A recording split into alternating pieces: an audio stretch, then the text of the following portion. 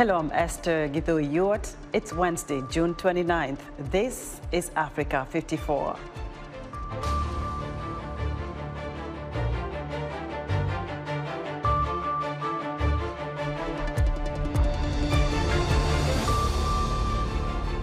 Tension between the Democratic Republic of Congo and Rwanda triggers protests in the Congo capital.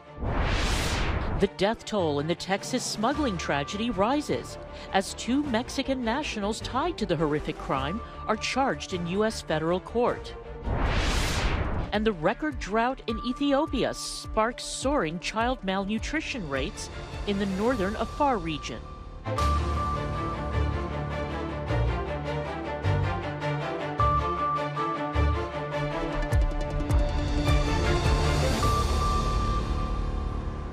High tension between the Democratic Republic of Congo and Rwanda are fueling protests in Kinshasa. A Rwandan national in Kinshasa says she is too afraid to leave her home as xenophobia rises. David Doyle reports. Zawadi says she's been unable to leave her home in Democratic Republic of Congo's capital Kinshasa out of fear. She's a Rwandan national at a time of growing xenophobic anti-Rwanda rhetoric. For security reasons, she declined to give her last name. There are protests everywhere against Rwanda. People say a lot of things. There are the messages and WhatsApp groups. There is hate coming from the Kinshasa citizen. Tensions are high after Congo accused Rwanda of arming and helping the resurgent M23 rebel group. Since May, the insurgents have been involved in heavy fighting with the Congolese army in an eastern border region. Rwanda has denied it's backing M23. In Kinshasa, protesters, including senior political figures like opposition leader Martin Fayulu, have demanded the closure of the Rwandan embassy. When a country is attacking you, it's not possible to have diplomatic relations with that country. Congolese authorities have been appealing for calm. During one protest at the end of May, a picture of Rwandan President Paul Kagame, defaced to look like Nazi leader Adolf Hitler, was torched in front of a cheering crowd. And in early June, a video was shared online that particularly worried Zawadi. It showed men with machetes, their faces covered with Congolese flags, loitering in front of a shop owned by a Rwandan. Zawadi says she feels that everywhere she could go, people might kill or hurt her. I stay at home, I lock myself in. I stop doing business. Even my business partners start telling me hateful things when I meet them. Kinshasa police have arrested the men they believe were on the video. Protest organisers have said they do not want to harm Rwandan citizens. Kinshasa's governor has said the government is taking measures to safeguard Rwandans in Congo, emphasising that they have nothing to do with political tensions at the border.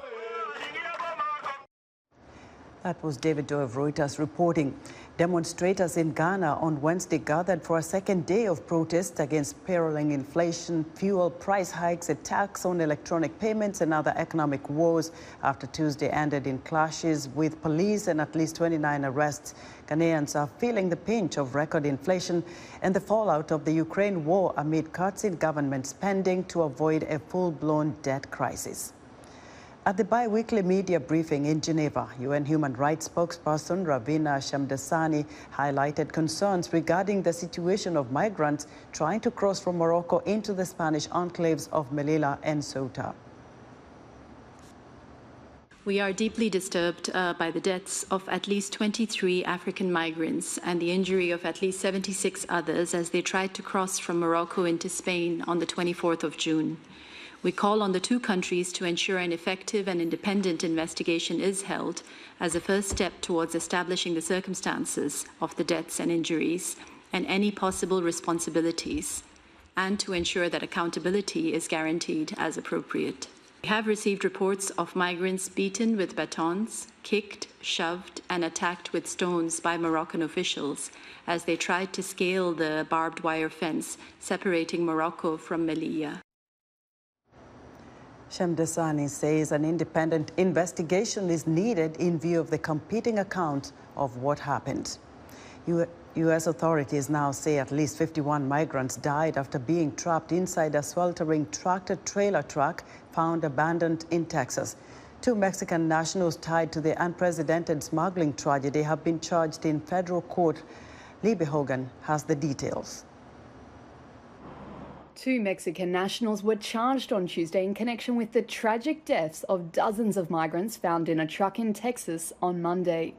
The deadly human smuggling attempt killed over 50 people as they were trapped inside a sweltering tractor-trailer truck in San Antonio, Texas. The 2 defendants who were arrested following Monday's incident were charged with possessing firearms while in the United States illegally, according to court documents and US authorities. The migrants were found on the outskirts of the Texas city on Monday, where temperatures swelled to a high of 103 Fahrenheit. A San Antonio Fire Department official described stacks of bodies and said there were no signs of water and no visible working air conditioning inside the truck.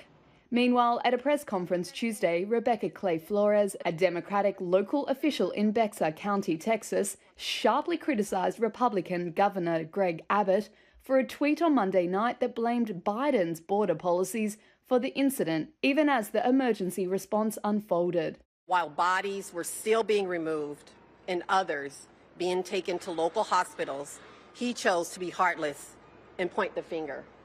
Shame on our governor. The deaths once again highlight the challenge of controlling migrant crossings at the US-Mexico border, which have reached record highs. The issue has been difficult for US President Joe Biden, a Democrat who came into office in January 2021, pledging to reserve some of the hardline immigration policies of his Republican predecessor, Donald Trump. Republicans have criticized Biden's border strategy ahead of the midterm congressional elections in November. Mexican President Andrés Manuel López Obrador on Tuesday said he will meet with US President Joe Biden in Washington on July 12th. He said migration will be a central issue in their discussions. Libby Hogan of Reuters filed that report. As the world continues to commemorate refugees, the United Nations High Commissioner for Refugees says at least 62,000 refugees have crossed into Uganda since the beginning of this year. 18,000 are from South Sudan, while 43,000 are from the Democratic Republic of Congo. Uganda is currently hosting more than 1.5 million refugees. Mugume Davis Rwakarinji reports from Kampala. When Paulina Angela and her family fled to Uganda 7 years ago from Juba, she came without anything. They depended on handouts from friends and UN agencies. Life was a challenge. She and her husband couldn't find a job. Not until 2 years ago when she remembered the artistry of doing henna. Henna is a Sudanese practice where temporary body art is done by staining of the skin from dyes, forming a temporary tattoo, mainly on females. She set shop at one of the saloons in Arua Park, one of the busy places in Kampala. And actually, it is my business I'm doing here as a Sudanese, South Sudanese, We do most of things, we blend hair, but what it shows that it is for Sudanese is henna. Because when you go to different saloons, you can't get someone do henna. We always do here, and many people move around to check where they do henna. Other people know that henna only in Arua Park Mall because a big salon for Sudanese here. So we do henna, it is like in our culture. Angela says the type of henna depends on the occasion in question, varying from weddings, birthdays, a church function, or graduation. The marital status of a person also determines which type of art and the part of the body for the drawing. For example, unmarried young women are not advised to have henna drawings on their legs. One of her clients here is fellow South Sudanese, Michelle Veronica. I do come here often just because I want to look nice, and henna is part of the art. We mostly put it in our hands, legs, mostly everywhere.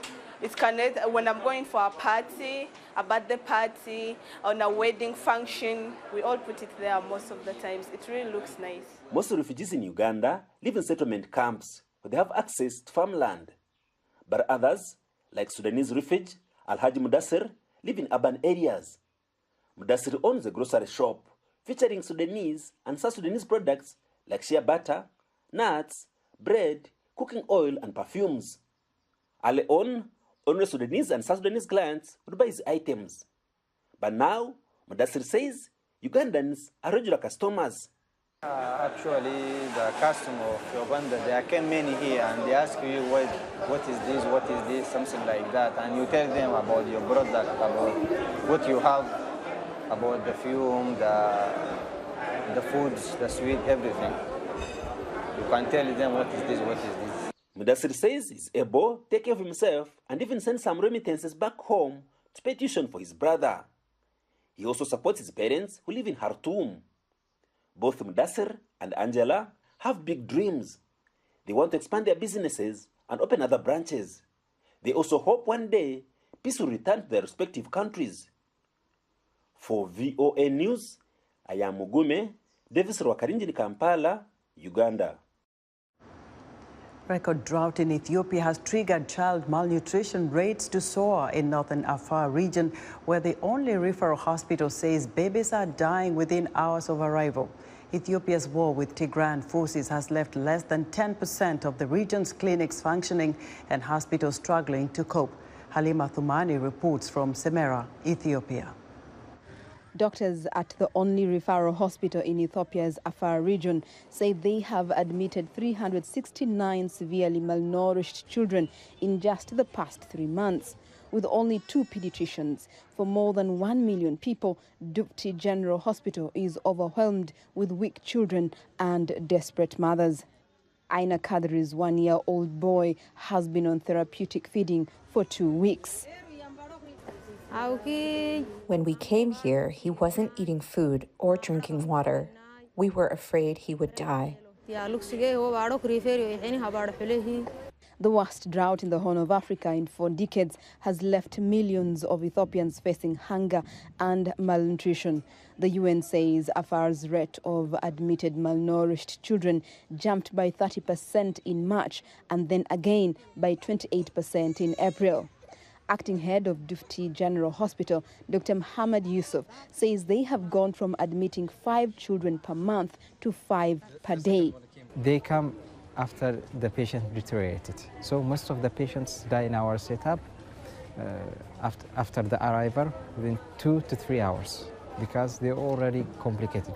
Since malnutrition is not the only the problem, it's accompanied with other complications like pneumonia, anemia, diarrhea.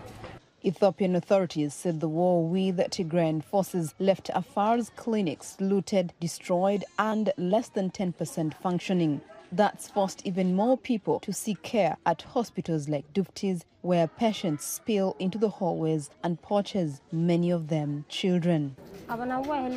He's coughing, he has a high fever, and he cannot eat food. We do not know what's wrong with him. The UN's humanitarian office says there is a struggle to meet healthcare needs. There is a need to either rehabilitate other health centers somewhere else within Afar or to create new ones, even if momentarily. But so this is also something that we're trying to work on. I can tell you, unfortunately, it's not as fast as we would like to, but it's definitely on the radar and we are following up on this. Meanwhile, Dr. Yusuf says some staff have given up and abandoned the hospital, making it even harder for remaining healthcare workers to cope. Halima Thumani for VOA News, Semera, Ethiopia. Up next, Heidi Adams tells us what's on tap for Wednesday's Straight Talk Africa. On the next Straight Talk Africa, we'll look at the U.S. investigation into the January 6, 2021 insurrection that has shaken the country.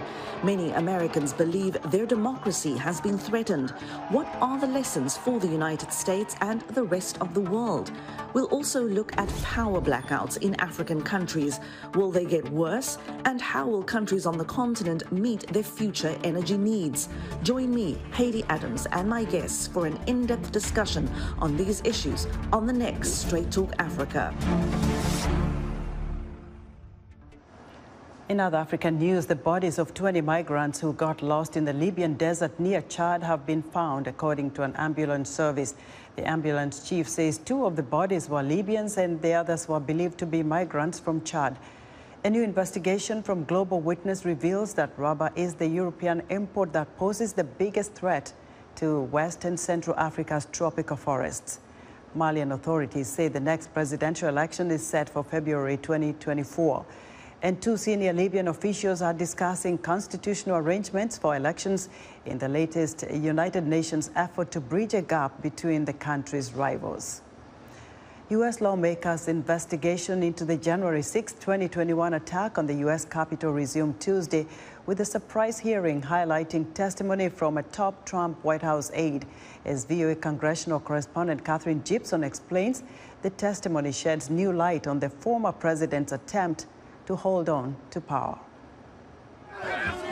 For several weeks now, U.S. lawmakers' public hearings have alleged former President Donald Trump's efforts to undermine American democracy resulted in the January 6, 2021 attack on the U.S. Capitol. 8 angry patriots to fill the House, guys. Come on, let's go. A multi-part pressure campaign driven by the former president aimed at overturning the results of the 2020 presidential election and blocking the transfer of power. We've shown that this effort was based on a lie that the election was stolen, tainted by widespread fraud, Donald Trump's big lie. But testimony Tuesday revealed some of the most important details to date. As Cassidy Hutchinson, who worked just steps from the Oval Office, said Trump and his closest advisors, including her boss, White House Chief of Staff Mark Meadows, knew of the potential for violence. Things might get real bad on January 6th. Bill, brown cowboy boots. He's got blue jeans. Hutchinson telling lawmakers Trump was fully aware his supporters were armed and would be heading towards the Capitol. I overheard the president say something to the effect of, I don't effing care that they have weapons. They're not here to hurt me. Take the effing mags away. Let my people in. They can march to the Capitol from here. Trump has called the committee's investigation unfair, and his Republican allies in the U.S. House criticize Hutchinson's testimony, saying she was repeating secondhand stories. But Hutchinson, who risks criminal prosecution if she lies under oath, detailed Trump's desire to march on the Capitol with his supporters, even though a top White House lawyer warned it was likely illegal. Mr. Cipollone said something to the effect of, please make sure we don't go up to the Capitol, Cassidy. Keep in touch with me. We're going to get charged with every crime imaginable if we make that movement happen. An argument that culminated in Trump allegedly attempting to take the wheel of the presidential car and fighting his own Secret Service detail. The president said something to the effect of, I'm the effing president, take me up to the Capitol now. To which Bobby responded, sir, we have to go back to the West Wing. The president reached up towards the front of the vehicle to grab at the steering wheel. Hutchinson has previously testified that multiple Republican members of Congress sought pardons from Trump for their roles in undermining the electoral process. On Tuesday, she also revealed Trump lawyer Rudy Giuliani and her boss Meadows also sought pardons. Did White House Chief of Staff Mark Meadows ever indicate that he was interested in receiving a presidential pardon related to January 6th? Mr. Meadows did seek that pardon, yes, ma'am.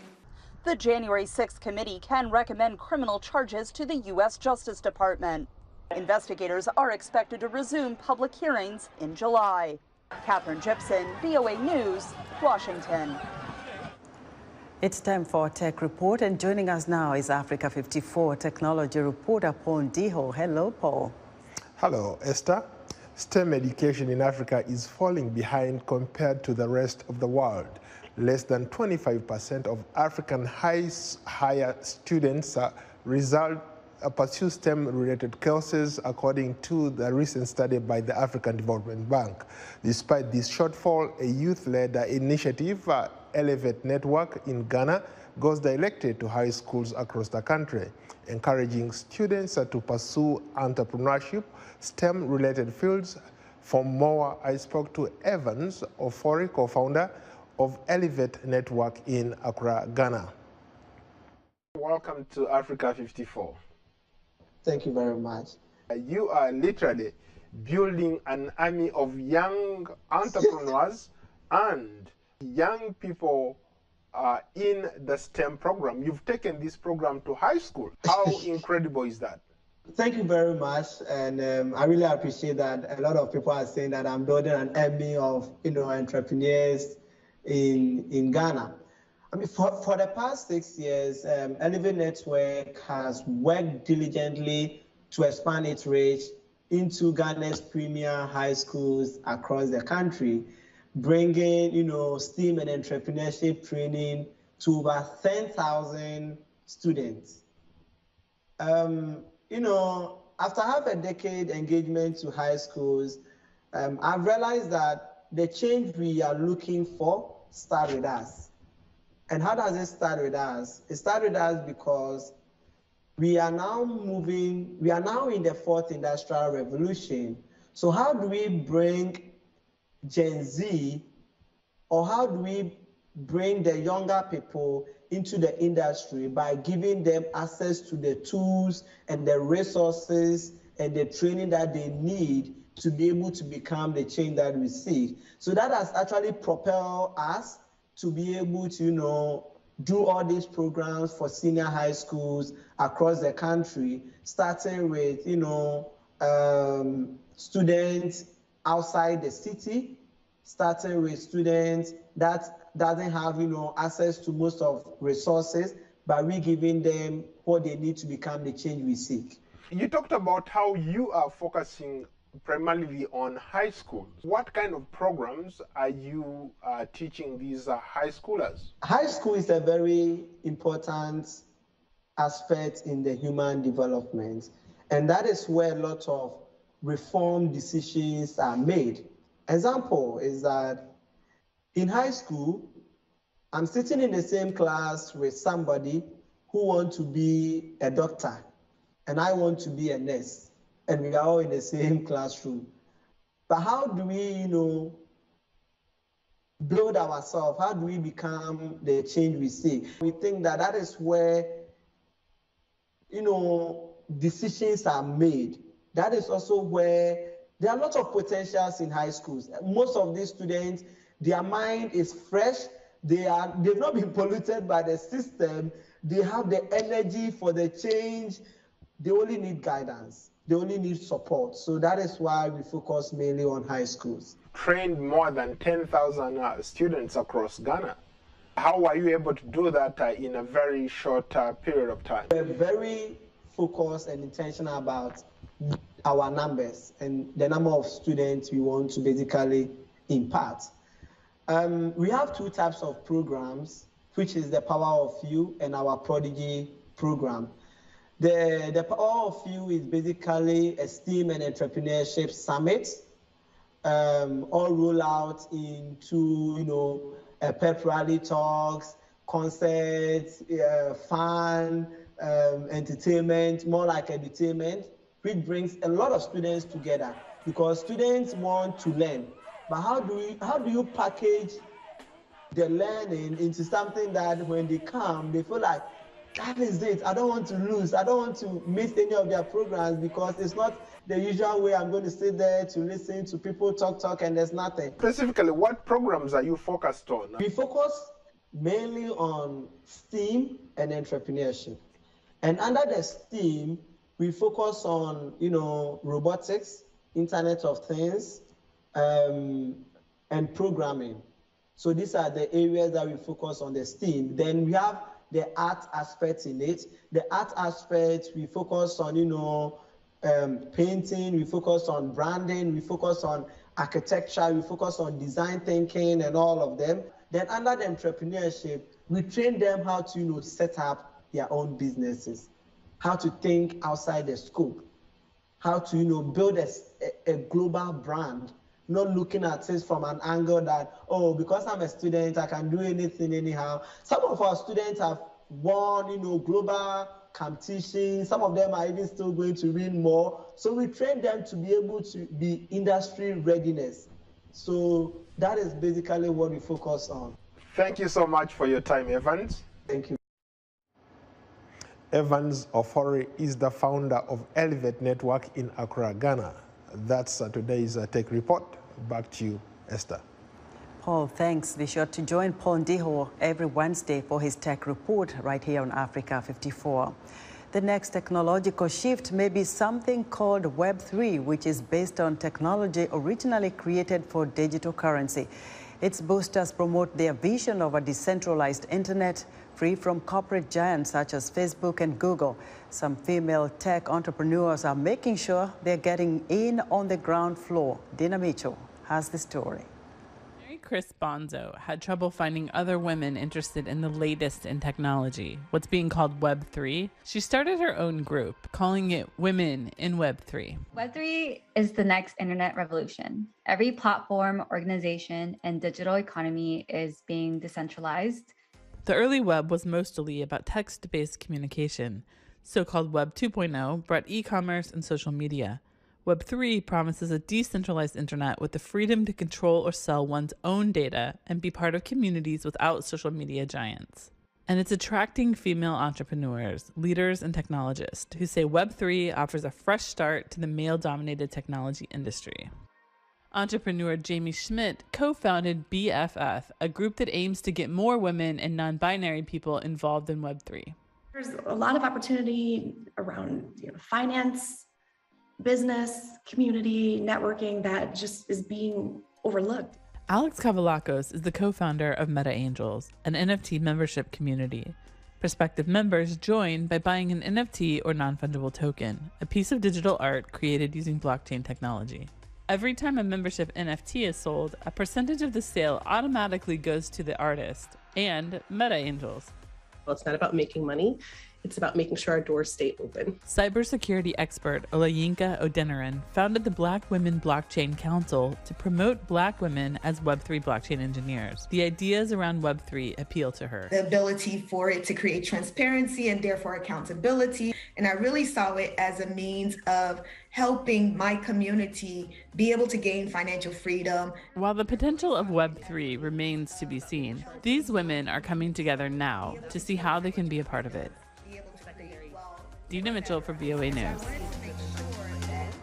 That's our show for today. Be sure to watch Africa 54 on our website at voaafrica.com. From all of us here in Washington, thanks for watching.